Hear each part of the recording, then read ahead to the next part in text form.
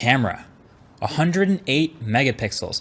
Now you might be thinking, wait a second, we've seen that number before, and you'd be right. Galaxy S20 Ultra, Mi Note 10, this is another 108 megapixel main camera.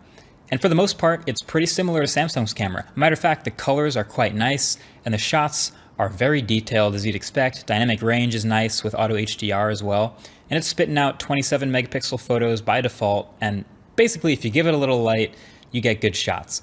But it struggles again, I have to mention this, with the sensor being so huge and the super shallow depth of field that comes with that, especially with closer up subjects. You've heard me say this before, but sometimes a shallow depth of field looks cool. I've raved about that in the past, but to a certain limit. Look at this photo I took of a sign. It's crazy, it looks normal at first, but the left side of the sign is sharp and in focus, but the right side is a little out of the plane of focus, so it's blurry. Sheesh. Now you've probably heard me talk about this before, but the real problem here is Motorola's viewfinder in their camera app sharpens the crap out of whatever you're taking a photo of.